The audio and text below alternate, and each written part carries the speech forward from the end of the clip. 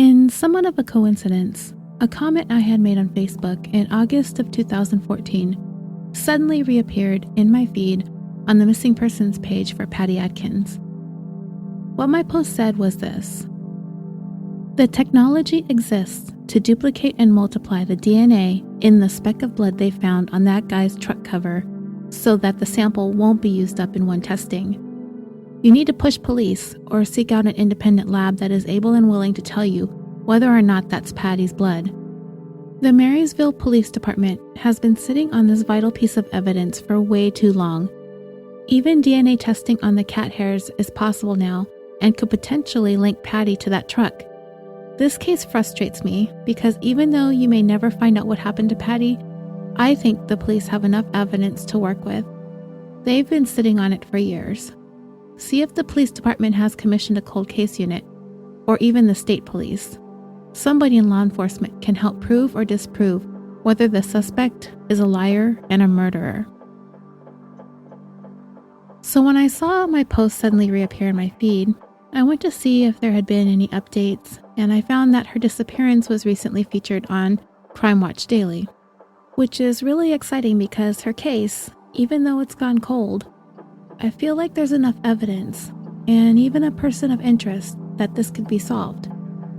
As a part of my vacation series, seeing as I've spent the last 2 weeks talking about one of the biggest cases to come out of Ohio in recent times, and since Patti had gone missing from Ohio, I felt compelled to share her story with you here today on this bonus episode of Killafornia Dreaming, the tale of Patti Adkins. In Marysville, Ohio, a town approximately 35 miles or 56 kilometers north of Columbus, 29-year-old Patti Adkins was employed at the Honda factory as an assembly line team leader. The factory was preparing for what they call shutdown, which is when the company closes for 1 week during the week of the 4th of July holiday. It's a week off that Patti had very much been looking forward to, as she had plans to go away with a coworker she had a romantic involvement with for a couple of years by that time. I'll get more into the details of that coworker in a little bit. Patti had been working at the Honda factory since she was 19 years old, and she was one of a handful of women who worked on the assembly line. She had been hoping for a promotion in the near future. She had 10 years under her belt, working her way from an entry-level position all the way up to team leader. She loved her job, and she was well-liked. She was excited at the prospect of moving up to the next level of management within the company. The future for her at Honda was looking very promising. At home, Patti was the youngest of 5 siblings, and also the single mom of 1 daughter, 7-year-old McKaylee. For Patti, her daughter was everything to her, absolutely adored her, and McKaylee adored her mother. Things hadn't worked out between Patti and McKaylee's dad, but he was still very much in the picture and had regular visits. Patti worked very hard and very much wanted to build a stable future for herself and McKaylee. A part of her plans included a man that she had met at work, a co-worker whom she had been involved with for a couple of years. She had dreams to have a family with this man, having more children, where they might want to live, and Patti wasn't one to just let anyone into her life. Any of her free time would have been dedicated to spending time with her daughter. So this coworker really had to have meant something special to Patti in order for her to decide to let him into her life. Oh, and one more thing. He was married. So on Friday, June 29th, Patti was getting ready for the week-long shutdown. She was super excited about some plans that she had to go away to a cabin in Canada with her coworker. The reason she was so excited is because this would have been the first real alone time she would have been able to spend away with him, away from work, away from kids, oh, and of course, away from his wife. Over the years Patti had been involved with this man, their relationship was quite clandestine. She did not want word getting out around the Honda plant, of course, that she was involved with a married coworker. She did confide in a few close friends at Honda, one in particular, about their romance, and she did tell her sisters about him, but for the most part, it was meant to be kept as secretive as possible. So that Friday, she had been getting ready for her trip. In preparation for the getaway with her coworker, Patti had taken her cats to be boarded while she was gone. Something that's going to lead to a very critical piece of evidence later on in the story. I kind of alluded to it in the beginning, but I'll explain more. Patti also took McKaylee to stay with her dad. The plan was for her to stay with him for the first half of the week and then spend the second half of the week with her aunt, Patti's sister. She also carpooled with her good friend from work, so her car would be at home in the garage and not left in the Honda parking lot when shutdown began. They were planning on leaving straight after work at midnight. All of this occurred that Friday, June 29th, prior to Patti's work shift at Honda, which was scheduled to begin at 3:30 that afternoon. Patti and her sister talked on the phone pretty much on a daily basis. So before she clocked into work, Patti called her one last time to let her know that after she was off, she and her coworker would be heading right out from work. So she wasn't sure when she would be able to call her again. Patti explained that she was anticipating there not being very good cell phone service in the area they were traveling to. So she was uncertain of if or when she would be able to call. So if they didn't talk, she would see her on Sunday. That was supposed to have been Sunday, July 8th, the day Patti was planning to be back from vacation. So the plan was for Patti and her coworker to clock out from their shifts at Honda. This was the final shift before shutdown, and it ended at midnight.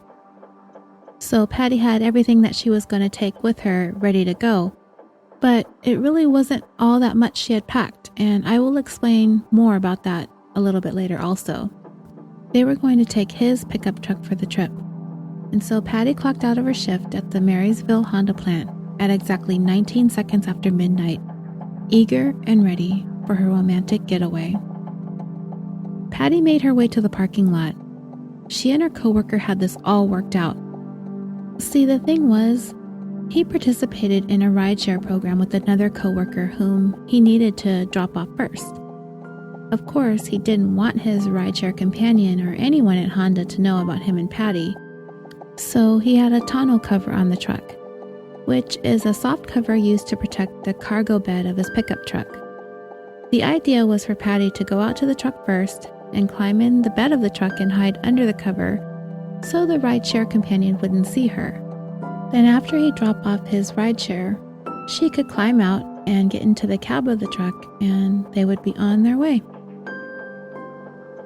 Fast forward to Sunday, July 8th. McKaylee was at her aunt's house, and they were expecting Patti to arrive home around noon to pick her up. 12:30 comes, and there's still no Patti. Her sister tried calling her at home, but no answer. She just assumed they were running behind schedule. She was beginning to become concerned, but not overly concerned yet. It was just kind of out of character for Patti not to call if she was going to be late. She waited another half hour to try and call again, but still no answer. After another hour or so, she was redialing over and over again, trying to see if she could get an answer on Patti's phone, but nothing. Her mild concern was soon turning to worry, so she decided to try to call the home of the man Patti had gone away with. And when she did, his wife answered. Her sister pretended that she was a customer from his other job, a car repair shop that he was part owner of. At least that's what my understanding was. But he wasn't home yet either. Patti's sister knew about this man's wife. She knew he was married. Patti had confided in her about a man at work that she was interested in, that they had been talking, and he was really funny, had a good sense of humor, but he was married with children. Her sister tried talking to her about being in a relationship like this, being the other woman, questioning her as to why she would want to be caught up in something like this. But Patti really wasn't going to change what she was doing or how she was feeling. She told her sister that she felt like he was her soulmate, and they talked about anything and everything, and there wasn't anything she couldn't or wouldn't share with him. Patti also explained that based on everything he was saying about his marriage, that it was bad and they were on the verge of divorce. So that kept Patti wanting and waiting. and hoping that in time their marriage would dissolve and she would be able to step in and begin her life with him. Whether or not this coworker's marriage was on the rocks or not, I don't know. You'd have to ask him. As far as I know, he's refused to speak to anyone about this case or Patti. I'm not going to name him publicly because nobody else is. Not law enforcement, not the media. But if you were to conduct a quick Google search, you'll be able to find his name fairly easily. But you didn't hear that from me. Well, okay, maybe you did. So anyway, Patti's sisters made it pretty clear that they did not like the fact that she was seeing a married man. They were afraid that he was just using her or leading her on, stringing her along, promising to divorce, and it never happens. And what about the fact that he was having an affair with Patti? What makes her think that he wasn't going to do it again? But Patti insisted that she and this man were meant to be together. Patti's sisters knew that she wasn't going to listen to them, that she was in love, and this was what she wanted. And what's more, his feelings for her were mutual, that her sisters didn't understand, they didn't know what he was like, so they can't judge. They decided to back off and let it play out on its own. A part of what Patti was doing to build this relationship with this man was helping him work towards walking away from his marriage with his auto repair business intact. It seemed that the business was co-owned by him and his wife's brother, or some kind of relative like that. And the fact that the business wasn't 100% his was holding him back from moving forward with the divorce. But if there was a way that he was able to buy his brother-in-law out of his shares, he would be able to divorce his wife and walk away with full ownership of it and not have to sell it. So I don't know if he asked Patti or if she offered, but she eventually began loaning him money over time in small increments, beginning about 2 years prior to her disappearance, with an understanding that he was to begin paying her back in July of 2001. Around the same time when she had began loaning him money, Patti had gone down to Miami, Florida to visit her sister. They were headed to visit the Hard Rock Cafe when Patti started talking about the future that she had been planning with this man. Patti revealed that he did own the business but was only part owner along with his wife's brother, and he was going to buy him out of his share of ownership and the business would be owned solely by him. And as soon as that would happen, once the business was 100% in his name only, he was going to tell his wife that he wanted a divorce. Patti then went on to tell her sister that she had been helping him acquire sole ownership of the mechanic shop by loaning him a fairly large sum of money. Her logic was that the sooner he paid off the business, the sooner he could divorce his wife, and then the sooner they could begin their lives together. Her sister, of course, was skeptical of the plan. She knew that Patti had spent the last 10 years at Honda building up a savings, buying a home, investing in a 401k in order to ensure a secure future for herself and McKaylee. Patti insisted that they had a deal and he was supposed to pay her back within a certain time frame. When all loans were said and done, she had given this man a total of $90,000. So once again, resisting the temptation to criticize, her sister backed off and tried to trust Patti's judgment. They went to the Hard Rock Cafe, and Patti purchased a souvenir t-shirt for her boyfriend. Her family was shocked at the amounts of money she had been giving him, but they knew that her relationship with this man was much more important than the money, and in her mind, it was a step towards her happily ever after. She loved him. One of those kinds of loves that makes you do anything to make the other person happy. That was Patti. When her other sister back in Ohio found out about the money, she did not handle it as well as her sister in Florida. She peppered her with questions. How could you? Are you crazy? You work so hard to save all this money. How is he supposed to pay you back? Patti just kept shutting her down at every turn. reminding her sister that this was her plan for the future with this man and that he was going to pay it back, and it was going to be little by little. Patti told her payments were starting in July of 2001. So back to July 8th, the day Patti was supposed to return home from her Canada trip and retrieve her daughter from her sister's house. It was already several hours past the time Patti was due back, and she had already even tried calling the man's house posing as a potential client at his auto repair shop and was told that he was going to be back in a little bit later on in the afternoon.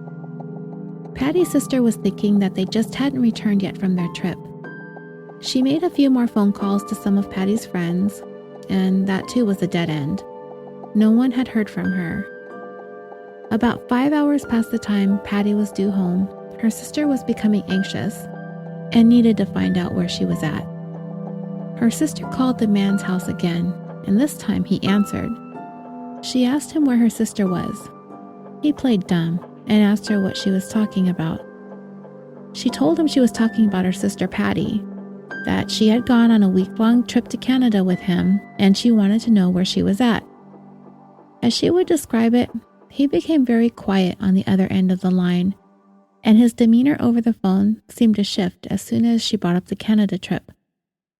Again, he tried to play dumb, as if he didn't know who or what she was talking about, asking her, "Oh, are you talking about Patti? You mean from Honda?" Portraying his knowledge of her as being limited to someone he knew from work, nothing more than that. She said yes, from Honda. To her, he became very nervous on the phone, not really able to articulate as smoothly as he had when they first got on the phone. And finally he just said he had no idea what she was talking about. She demanded to know where her sister was and what he did with her, that she knew that she was going on this trip to Canada with him. She wanted answers, and that she couldn't believe that he was telling her that he didn't know her sister. She knew he knew her, but she got no answers from him. And then panic set in.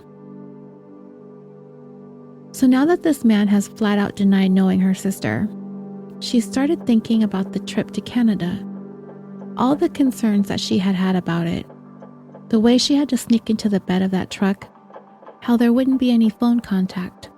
All of those red flags her sister had been worried about has now led to this. Patti was gone. But there were more details about the trip Patti had shared with her that worried her a lot and made her think that something just wasn't right about it. Patti told her that there would be no cell service, that the place was really remote. Her sister did not like the fact that she would not be hearing from Patti for more than a week. It gave her a bad feeling.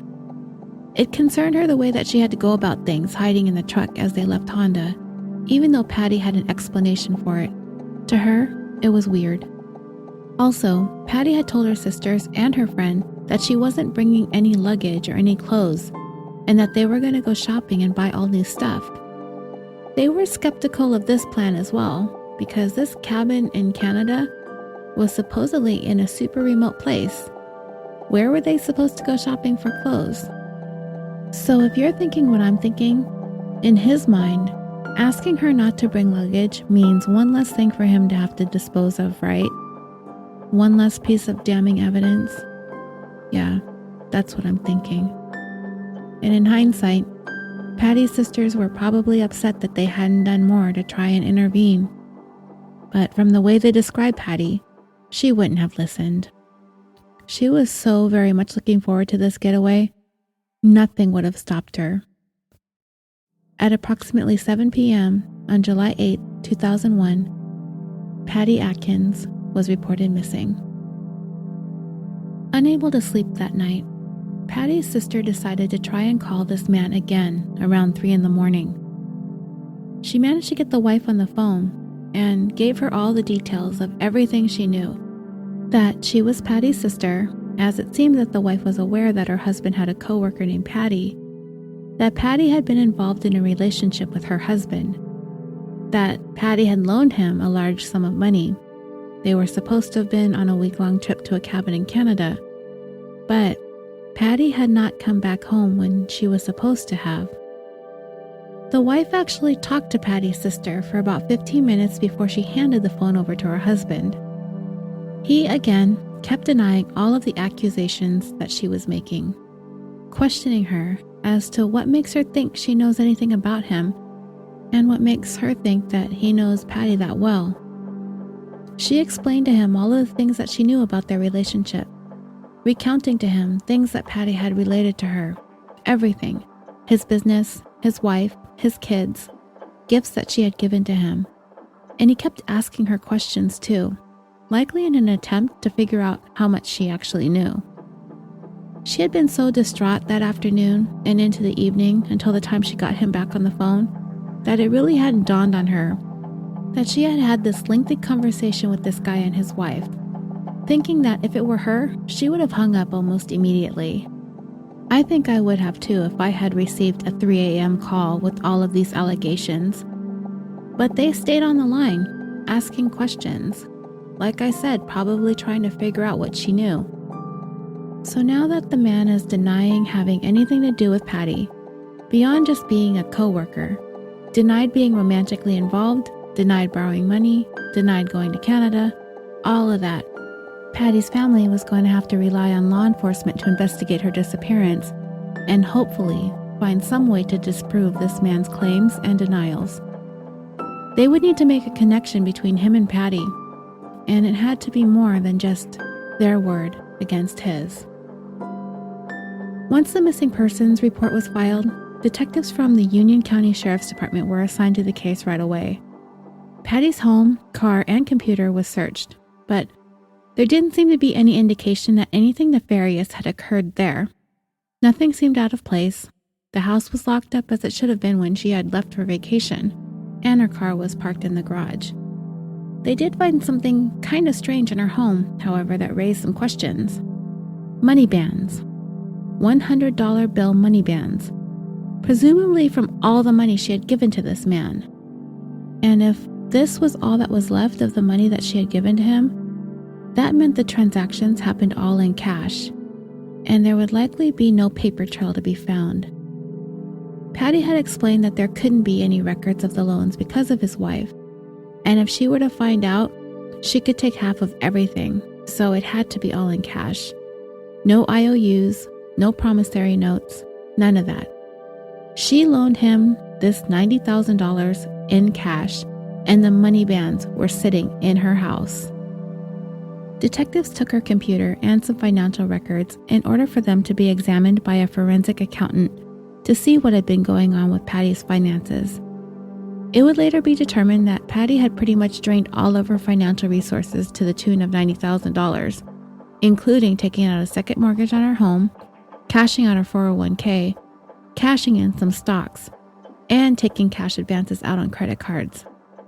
However, as far as the man she had said she had been loaning the money to, there was no trace of that amount of money having flowed through any of his accounts. Detectives also spoke to a number of people who worked with Patti at the Honda factory to see if they could glean any information about what may have happened to her. What stood out to those that Patti was in charge of supervising was that she had spoken to them at the beginning of the shift that she needed to leave at midnight, so everything had to be ready and cleaned up for shutdown time. They could not stay any later, no overtime. Midnight was it. The reason this was different was because Patti was never the first to leave. She was always last. So this indicated to investigators that she did indeed have a plan in mind that required her to make sure she left exactly at midnight. And according to time clock records, she was one of the first to clock out. She went up the stairs, out the door, and was never seen again. Also in their talks with other Honda associates, they confirmed that they had seen Patti talking to this married co-worker. Although they went to great lengths to ensure that they keep their relationship under wraps, she did confide in one co-worker who had become one of her best friends. And all of the things that Patti had told her sister, she had told this person as well. Aside from her, no one really thought much of the interactions Patti had with this man, as she talked to a lot of people as a team leader. It was part of her job. Patti's best friend knew many more details about her and the married co-worker.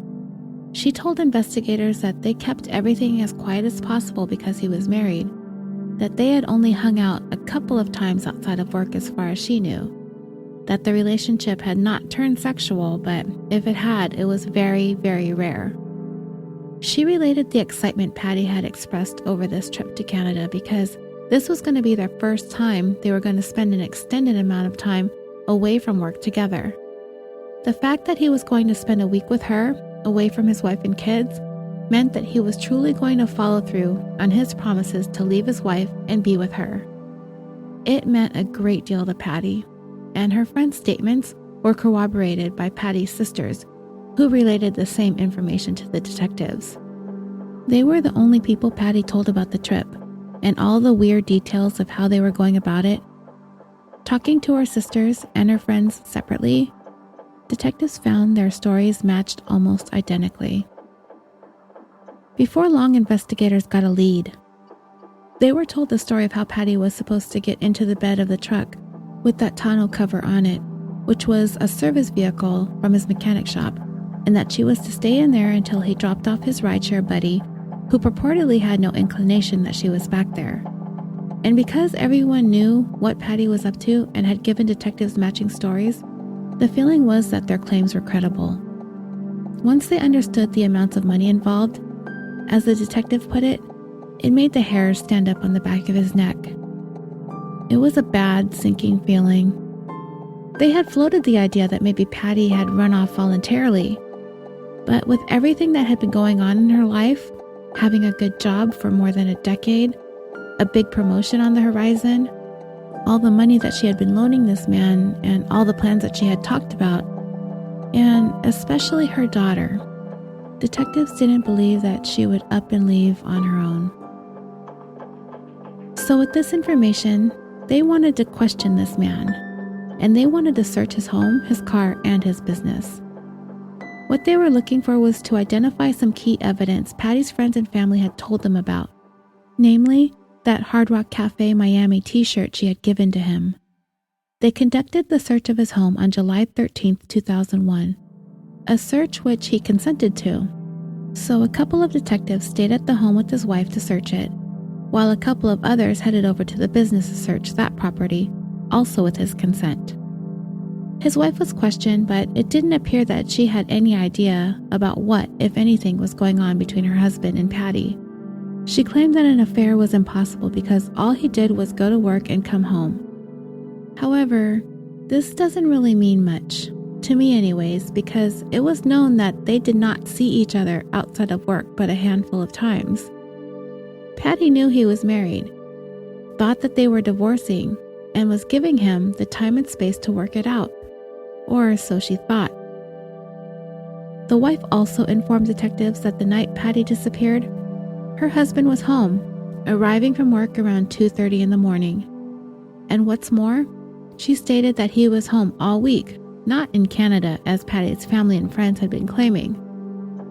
How I see it, this doesn't mean much either in the way of an alibi, mainly because if he had done something to Patti that night and gotten rid of her body, of course he wasn't going to go to Canada or anywhere else for that matter. From what I can see, he had no intentions of a week-long getaway during shutdown. It was all one big lie he perpetrated in order to manipulate Patti into going someplace remote to do who knows what. In looking through the home, they did come across the Hard Rock Cafe t-shirt Patti's sister had witnessed her purchase on the trip to Miami. There it was, in his drawer. And what did the wife have to say about it? That she had no idea where the shirt came from. And to that I say, of course she didn't. He did bring a canine, and it did indicate on a spot where some concrete had recently been poured, but when it was dug up, nothing was found. Meanwhile, over at the auto repair shop, detectives were questioning the man about his relationship with Patti, and he continued to just deny. He denied any type of romantic relationship. He denied having any plans to go to Canada. He denied borrowing any money from Patti. And he denied having any plans to divorce his wife. The story he told detectives was very different than the story Patti had told her friends and sisters. He claims that when he and his carpool buddy left Honda that night, they stopped at Burger King for some food. He dropped the friend off and went home. And the friend, whom detectives also questioned, confirmed the story. And his wife, of course, confirmed the story that he was not in Canada all week. He claimed that he was busy doing projects around the house and that later in the week he went fishing with some friends. But it was a local fishing trip, no place far. In an effort to try and find a place to begin to search for Patti, detectives asked him if he knew of or had ever gone to stay in any cabins in Canada. But there was just more denials.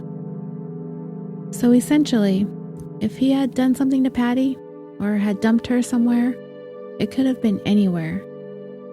But there's a couple of issues with this man's statement. Firstly, he did not do well when investigators hooked him up to the polygraph. They won't say that he failed, but in their words, he was deceptive. And secondly, when he told his Burger King story, he said that they were in line for 45 minutes. Now mind you, this was purportedly sometime after midnight. Is there a 45-minute wait at any given Burger King at that time of night? Possibly, I suppose. But detectives did follow up on the story and paid a visit to the Burger King that he had said he'd gone to. They wanted to find out how busy the place was during the time their person of interest said he was there waiting in line for 45 minutes. And according to the manager, on that night, between the hours of midnight and 1:30 in the morning, the store earned a whole $18. What is maybe 3 or 4 customers, if that? Is that 45 minutes worth of business? You be the judge. So what does this mean in terms of this man's alibi? I'll tell you what it means. He doesn't have one. Because like I said, according to his wife, he arrived home at 2:30 in the morning. So where was he? I guess we'd have to ask him, and he's not talking. But what this does tell me is that Patti isn't more than an hour away, wherever he left her. How heart-wrenching is that? Thinking that she's on this romantic vacation with the love of her life, and somehow he came home, and she's never seen again. I don't know if it's more heartbreaking or more infuriating, honestly. During their questioning, they asked him about the gifts that Patti had given to him. He first denied receiving any gifts, but later on, he changed his story and said that he had received a birthday card from her. He said he was afraid that if his wife saw it, that she might get jealous, so he ripped it up. Okay, this is all kinds of nonsense. If he had nothing to do with Patti, and she's just a random coworker, what the heck is she doing giving him a birthday card? I mean, according to investigators, there were approximately 4,000 employees at that plant. Is she giving everyone cards? I doubt it. It makes you think that he was more important to her than just some random coworker. I could see a group of the work crew getting together to sign a birthday card for one person, but no, this stinks. While they were there at the man's auto repair business, they could see his pickup truck that Patti's friend and sister had claimed that she had climbed in the back under that tonneau cover to hide. But they noticed the cover had been taken off. The equipment to attach it to the truck bed was still there, but the cover was not. They questioned him about it, and he told them that it was in a storage loft. Detectives went up there and found it, rolled up in the corner. When they questioned him about it, he said that he had ordered it the week prior to shutdown. He picked it up that Friday the 29th, installed it, and had intended to use it to protect his fishing equipment when he had gone on that trip. He took it off a week later and hadn't used it since.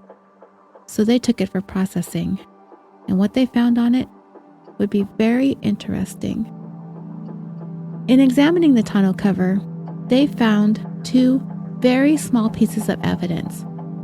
Some cat hairs and a tiny, tiny speck of blood. Remember, this case took place in 2001, so DNA testing was a viable way of identifying these items and linking them to someone or something. And the cat hair was tested, and it was found to be a DNA match to Patti's cat.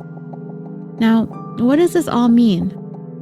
Well, to me, it means the person of interest is lying. How did her cat hair end up on his pickup truck bed cover? He claims that he barely knew her. He said they had no plans to go to Canada, yet somehow her cat hair ended up attached to his truck cover, and that cat hair was found on the bottom of it. How was this to be explained? How did it get there? By magic? No. The logical answer is the one that makes the most sense. It's the story that everyone told the detectives, that Patti got into the bed of that truck to hide and left behind proof that she did. As for the spot of blood, at the time of Patti's disappearance, DNA testing had not advanced enough that would have allowed them to test the sample and for it to not all have been destroyed. They had been waiting for technology to advance enough before testing, and from what I could understand, they have analyzed the blood, but they aren't revealing what they found. And these are the two things I was talking about that could have potentially linked Patti to this man. The things that were so frustrating to me when I wrote that post almost 4 years ago. Patti has since been declared dead, and her daughter now, 23, is studying to earn her PhD in behavioral neuroscience. But the family is still holding on to hope that they're going to someday be able to bring Patti home, as well as bring the person responsible for this to justice. For detectives, this is not a missing persons case. It's a homicide case, and they're keeping much of their investigation close to the vest. The evidence is compelling, and it's convincing. I'm convinced, but it's circumstantial. The relationship, the loans, the Hard Rock Cafe t-shirt, the cat hair, the failed polygraph, the random purchasing of that tonneau cover, not having an alibi for the time between leaving work on that Friday at midnight and not coming home until 2:30.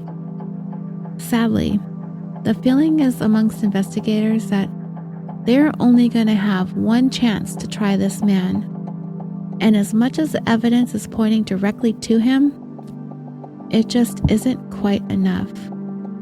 What they don't have is proof that Patti is actually dead.